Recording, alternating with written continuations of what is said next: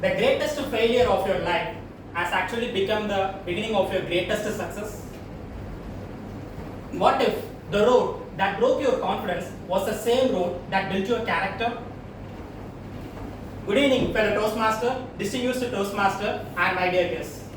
Few days ago, I found myself at a crossroad, disappointed, defeated, and unsure of what is coming next. I could not get sleep.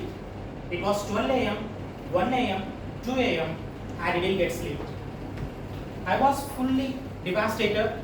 I locked myself in a room, cried for hours. Have you ever changed your pillow seat just because it was soaked well with your tears? One day, while playing handball, I used my full might to score a goal. The ball went in. I was thrilled until I noticed a complete silence from my teammate. It was a same-side goal. The same scenario happened at my office as well. My manager was shouting my name to get an update, but I didn't turn up. I was physically present, but mentally absent. So, what happened in my life? It's all because of a 4-letter word. That cursed 4-letter word. You all guessed it right. Before that 4-letter word entered into my life, I was like Mari Dhanus. I was energetic, outgoing, funny, and pulling everyone's leg. After it took over my life, I became like Palam Dhanus from Tiruchitrambalam movie. I don't even have milk, but I was looking for bias. Almost every young person has been affected by it at some point of time. Even a survey says an average of 10 lakh Indian youths get trapped into it, and most of them get into depression. Even I too. It broke my confidence. It made me to distance myself from my family and friends. Perhaps you all guessed that 4-letter word right. If you had thought it is LOVE love, you are a boomer. If you had thought UPSC, then you are close to my point. I was preparing for UPSC examination, one of the toughest examinations in the world. Last year, I didn't offer the examination because I was fully focused on my plan B career option, IT professional. This year, I thought of making it as a good attempt. I studied well, joined test series amid my busy schedule. Basically, I'm an IT business analyst. My work extends beyond my business hours as I have to deal with my onshore team and my clients in the US. Even the one day before the examinations, I had a lot of pending tasks to finish. Anyway, I had to finish them, but I was fully exhausted. I thought of finishing few important current affairs topics and went to sleep. I told myself, tomorrow is a big day. Pranav, we should pass this exam in this very attempt, and we should go to Labasna, Mussoorie, and find a girl, marry her, become an IAS officer in Tamil Nadu, purchase a own house in Ananagar. My dream went so wild. And then tap on my head and first study and then dream. I was looking at the clock. It was showing 9:30 p.m. I thought to finish few important current affairs topics. Okay. Then I just blinked my eyes and saw the clock again. Suddenly it was showing 2 a.m. I became completely immersed in my studies. I was frozen because I should have gone asleep few hours ago. I immediately closed my book and went to sleep. The next morning, I was rushing to the exam hall, but I was late. I was 5 minutes late.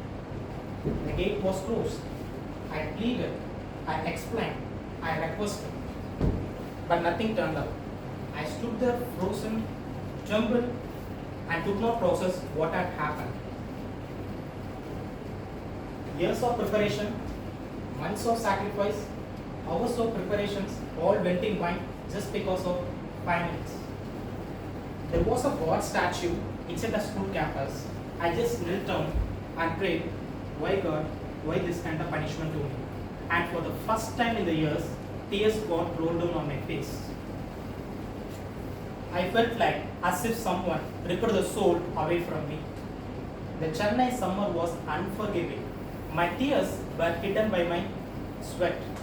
Yet, I chose to walk from Chulemeru to Annanagar, step after step. Not on the road, but on my mind. My mind became my worst enemy. I started to imagine all the strangers in the road started calling me, hey loser, are you loser? I imagined my friends and family would say, couldn't you reach the exam hall on time?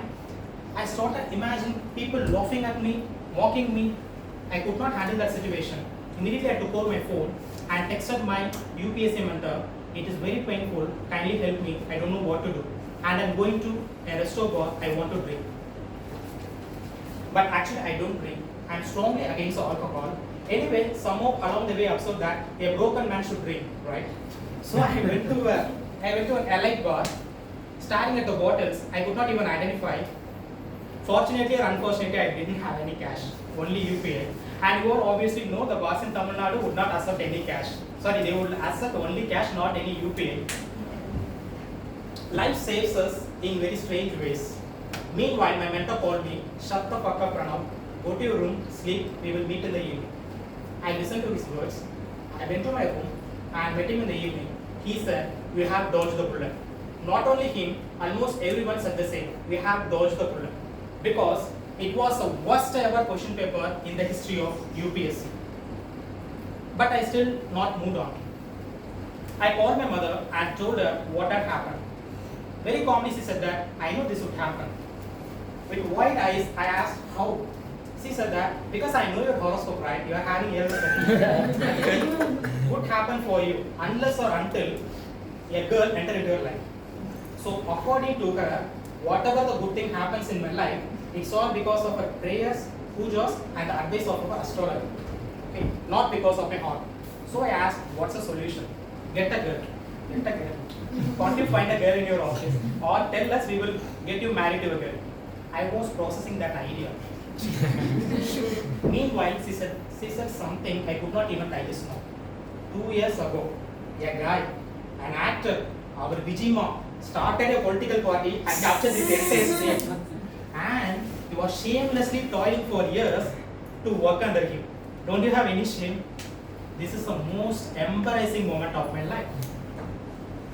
But anyway, end of the day, even she didn't understand me well. I don't even want to talk about others because no one can empathize with me. Days passed, I was still not pacified. One day, I saw a video clip from the movie MS Dhoni Untold Story. In that movie, Dhoni was sitting on a railway station and he was talking with his mentor. He said, "I'm losing even without playing. I only know the agony of waiting for an opportunity." That scene shook me hard because I could able to relate myself with that situation. The agony of waiting, the agony of uncertainty. That scene made me to ask myself a few questions. What if I choose to rise? What if I choose to rebuild? What if I choose to continue this journey? What if I choose to transcend in my life? And the most powerful question of all, what if I choose to win again? What if I win tomorrow? That one question changed everything. That painful incident taught me the most important powerful lessons of all time, the power of resilience.